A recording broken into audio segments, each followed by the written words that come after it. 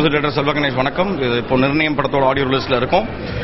நிர்ணயம் இது என்னோட 7வது படம் ஆஸ் அ மியூசிக் டைரக்டரா. இதில் ஒரு பெரிய சந்தோஷம் வந்து director S S. Srisaravanan, Chittibabu sir, Suriya editor, நான் செல்வ கணேஷ் மியூசிக் டைரக்டர். நாங்கள் 4 பேர் சேர்ந்து தயாரிச்சிருக்கிற இந்த படம் டிஃபரன்ஸ் ஆஃப் சாங்ஸ் இருக்கு. கார்த்திக் பாடியிருக்காரு, எம்.எம். மானசின்னு புது சிங்கர் பாடியிருக்காங்க, அப்புறம் பிரீத்தி அசோக்னு ஒரு சிங்கர் பாடியிருக்காங்க, லல்லுன்னு ஒருத்தரை இன்ட்ரோடியூஸ் பண்ணியிருக்கோம். அவர் பாட்டும் பாடி அந்த பாட்டுக்கு பாடலும் எழுதியிருக்காரு. முத்துக்குமார் சார் 2 பாடல எழுதியிருக்காரு. ரொம்ப அருமையான வரி. அதில் வந்து தாய்க்கும் பொண்ணுக்கும் உள்ள ஒரு சாங் இருக்கும். அந்த சாங் ரொம்ப ஹார்ட் டச்சிங்காக இருக்கும். அதே மாதிரி தந்தைக்கும் பொண்ணுக்கும் உள்ள ஒரு இது. இந்த ஸ்கிரிப்டே பார்த்தீங்கன்னா ஃபாதர் அண்ட் டாட்டர் அவங்களோட டிராவலிங் ஸ்கிரிப்ட் தான். ஹாய், வேதிகா. நான் இந்த படத்தில் டாட்டர் ரோல் பண்ணியிருக்கேன். சரணன் சார் தான் இந்த படத்துக்கு டிரெக்டர். அவர்கிட்ட நான் நிறைய விஷயங்கள் கற்றுட்டு இருக்கேன். இன்னைக்கு ஆடியோ ரிலீஸ். எங்கள் செல்ல பெருப்பா தான் வந்து இந்த படத்துக்கு மியூசிக் டிரெக்டர். நான் ரொம்ப சந்தோஷமா இருக்கேன். எல்லா பாட்டுமே நல்லா வந்திருக்கு. எனக்கு இந்த படம் ரொம்ப பிடிச்சிருக்கு. நான் பண்ணதுக்கு எல்லாருக்கும் இந்த படம் விக்ரம் அங்கிள், ரஜினா அக்கா, சரண்யா அக்கா எல்லாரோடையும் நான் என்ஜாய் பண்ணியிருக்கேன். உங்க எல்லாருக்கும் இந்த படம் பிடிக்கும்னு நான் நம்புறேன். வாட்ச் மீ இன் நிர்ணயம். மாலை மலர் நேயர்களுக்கு வணக்கம். என் பேர் ரெஜினா அண்ட் இந்த படத்து பேர் நிர்ணயம். என்னோட கேரக்டர் பேர் Jenny. She's a Christian girl. அவங்க ஒரு ஆர்ஃபன், அம்மா அப்பா இல்லை. And how she falls in love with a Hindu boy, and generally all the films they stop only with okay ஒரு பொண்ணு பையன் எப்படி காதலிக்கிறாங்க, how they fall in love, அதுக்கப்புறம் என்ன ஒன்று it's the end. So இந்த படத்துக்கு it's taken in that one step, and கல்யாணத்துக்கு அப்புறம் என்ன கஷ்டம் இருக்கும், what happens, so all of that has been put into it. ரொம்ப ரியலிஸ்டிக்கா Sarvana has taken it. So என் பேர் விக்ரம். இது என்னோட முதல் படம் நிர்ணயம். அதோட ஆடியோ லான்ச் பேசுறேன். இந்த படம் director Saravanan sir, produce by Selva Ganesh sir. அவரே தான் மியூசிக் கம்போஸ் பண்ணியிருக்காரு. இந்த படம் எப்படி அமைஞ்சதுன்னா, ஒரு ஆக்சுவலாக ரொம்ப ஃப்ரெண்ட்லியான டீம். எனக்கு இங்கே 1 வருஷம் மேலே ரொம்ப பழக்கம். டெய்லி மீட் பண்ணுற மாதிரி ஒரு ஃப்ரெண்ட் சர்க்கிள் மாதிரி தான் இவங்க. ஸோ எனக்கு பெரிய கஷ்டமாகவே தெரியல. முக்கியமாக சொல்லணும்னா, இல்லை வேதிகான்னு என் கூட ஒரு பொண்ணு, சின்ன பொண்ணு நடிச்சிருக்கு, ஒரு 5 to 6 years old பொண்ணு.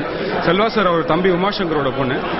அவள் இந்த படத்தில் வந்து ரொம்ப அழகாக நடிச்சிருக்கா. அவள் 5 வயசுக்கான மெச்சூரிட்டி இல்லாமல் ரொம்ப அருமையாக சொன்ன விஷயத்தை அப்படியே கிராஸ் பண்ணி ரொம்ப சூப்பராக நடிச்சிருக்கா. I think she'll make a very big impact after this film. குருநாதர் ஆர் உதயகுமார் நீங்க வரதான் அவர் வர முடியல. பட் அவர் சார்பாக என்ன சில விஷயங்கள் சொல்ல சொன்னார். அவர் வந்து சில சீன்ஸ் ரீரகடிகளை பார்த்ததாகவும், ரீரகடி ரொம்ப நல்லா இருந்தது, ரொம்ப எக்ஸலண்டா இருந்தது, மனசை அப்படியே ரொம்ப நீட வைக்கிற மாதிரி இருந்ததுன்னு சொன்னார். அப்புறம் அந்த குழந்தை நடிப்பு ரொம்ப பிரமாதமாக இருந்துன்னு சொன்னார். ஸோ அவர் சொன்ன விஷயங்கள் நான் உங்களுக்கு சொல்லிட்டேன். மற்றபடி வந்து இந்த படத்தின் இயக்குனர், தயாரிப்பாளர்கள் அனைவருக்கும் மற்றும் இந்த படத்தில் பணிபுரிந்த கலைஞர்கள், தொழில்நுட்ப கலைஞர்கள் அனைவருக்கும் வாழ்த்துக்கள். எனக்கு personally just a couple of things that I want to share. Selva Ganesh, or Selva Anna as I fondly call him, is one of my favorite musicians. And there is so much love between me and Selva sir as musicians. எனக்கு ரொம்ப பிடிச்ச ஒரு விஷயம் அது. And எனக்கு personally, since he is also ventured as a producer, என்னோட மனமார்ந்த வாழ்த்துக்கள். I wish him all the very best. And இந்த படத்துலயும் there is another beautiful song நான் பாடினது. ஒரு 2 லைன் பாடிடுறேன். ஏதோ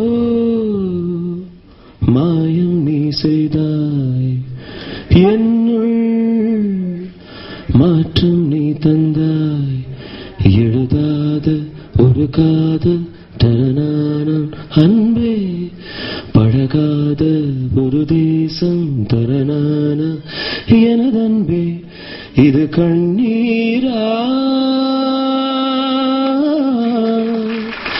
நீ எந்த நாகாயம். இந்த திரைப்படத்தில் நான் 3 பாடல்கள் எழுதியிருக்கிறேன். இயக்குனர் சரவணன் அவர்கள் இந்த சூழலை சொல்லும் போதே இந்த கதையின் வித்தியாசத்தன்மையை நான் உணர்ந்தேன். அதற்கேற்றவாறு என்னுடைய அந்த டிசைன்ஸ், போஸ்டர்ஸ் எல்லாமே வந்து இந்த படத்தை பார்க்கணும்னு ஒரு ரசிகனாக என்னுடைய எதிர்பார்ப்பை ஏற்றிருக்கிறது. செல்வ கணேஷ் சார் அவருடைய முதல் படத்துலேருந்து நான் அவருக்கு எழுதிட்டு இருக்கேன். வெண்ணிலா கபடி குழு, லேசா பறக்குது மனசுன்ற பாடலில் தொடங்கி கிட்டத்தட்ட ஒரு 7-8 படம் அவர் கூட அவர் பண்ணியிருக்க எல்லா படமும் நான் எழுதியிருக்கேன். ஒரு நல்ல ஒரு யூனிக்கான ஒரு கம்போசர். ரஹ்மான் சார் ஸ்டுடியோவில் நிறைய பேர் சவுண்ட் இன்ஜினியர்ஸ்லாம் அவரை பற்றி சொல்லுவாங்க. அவர் வந்து அந்த மியூசிக் பார் வாசிச்சார்னா அதுக்குள்ளே அவ்வளோ கிராமர் கரெக்டாக இருக்கும். அது ஒரு அளவு கூட இழை கூட முன்னும் பின்னும் நகராதுன்னு சொல்லுவாங்க. அதை போல ஒரு இனிக்கான கம்போசர். எனக்கு என்ன கூடுதல் சந்தோஷம்னா எங்கள் ஊர் காஞ்சிபுரம், எங்கள் ஊர் மண்ணை சேர்ந்தவர் அவர். அதனால் அவருடைய வளர்ச்சி எனக்கு எப்பவுமே ஒரு உற்சாகமும் ஒரு சந்தோஷமும் உண்டு. இதுவரை இந்த போட்ட பாட்டை நான் இப்பதான் முதல்ல கேட்கிறேன். ஒவ்வொன்றும் ரொம்ப நல்லா அமைஞ்சிருக்கு, டிஃபரெண்ட் டைப்ல அமைஞ்சிருக்கு. இதுல அந்த குழந்தை வேதிகா ஒவ்வொன்றுக்கும் ஃபேஸ் ஆக்ஷன் பார்க்கறத ரியலா ரொம்ப ஒஸ்டியா அமைஞ்சிருக்கு. இது ஒன்னும் நல்லா மேல வரணும்னு நான் பிரார்த்திக்கிறேன்.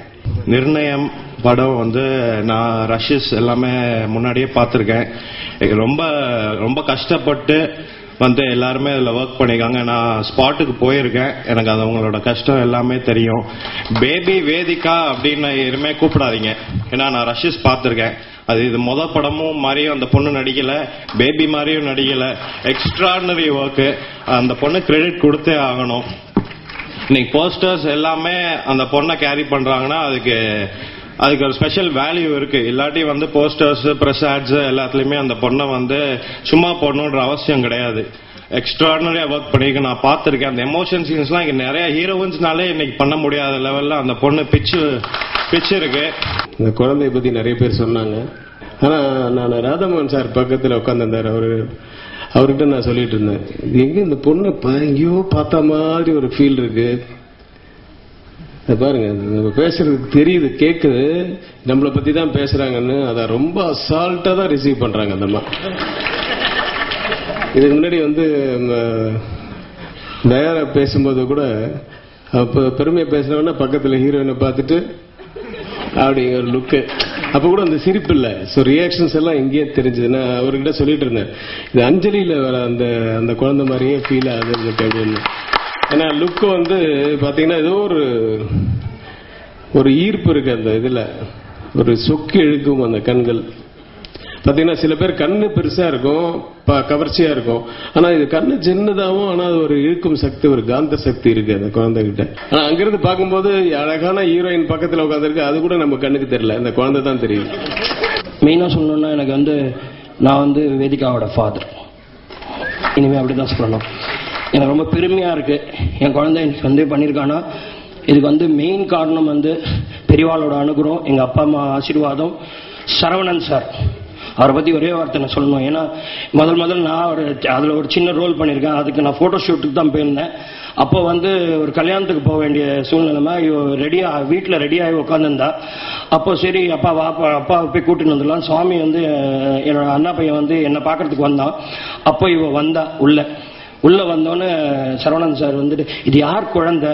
ஏன்னா அதுக்கு முன்னாடி ஒரு 10-12 குழந்தைகள் கிட்டத்தட்ட பட்டில் 20 பேர் பார்த்து வச்சிருக்கா. லாஸ்ட்ல ஒரு குழந்தைய செலக்ட் பண்ணி வச்சிருந்தாங்க. இவ்வளவுதான் பண்ணலாம், வெயிட் பண்ணலாம்டா, கொஞ்சம் இரு அப்படின்னு சொல்லி அவர் அசிஸ்டன்ட் சொல்லி வச்சிருந்தார். இவ என்ன பார்க்க வந்திருந்த போது இது யார் குழந்தைன்னு, என் குழந்தை தான் சார், படம் பண்ணுவாளான்னு. எனக்கு என்னதான் சார் தெரியும் அப்படின்னு. அவதான் பண்றா அப்படின்னா, என்ன சார் திடீர்னு நீங்க இப்படி ஒரு இது சொல்றீங்க? இல்லடா, எனக்கு பாபா சொல்றார், என் மண்டையில அடிச்சு சொன்னார், எனக்கு அந்த குழந்தைய பிடிச்சிக்கோ, அந்த குழந்தைய பிடிச்சிக்கோ, அந்த குழந்தைய பிடிச்சிக்கோன்னு சொன்னார். அதனால நான் சொல்றேன் ப்ளீஸ் எனக்கு அவதான் பண்ணணும் அப்படின்னு. அன்னைக்கே ஒரு 101 ரூபா எடுத்து அட்வான்ஸ் கொடுத்தாரு எனக்கு என் கையில. முதல்ல இன்னைக்கும் அது பெரியவா கையில வச்சிருக்கேன். நிஜமா இது ரொம்ப பெருமையா இருக்கு. இன்னைக்கு என் குழந்தைய நான் இந்த ஸ்டேஜ்ல பாக்குறதுக்கு ரொம்ப பெருமையா இருக்கு.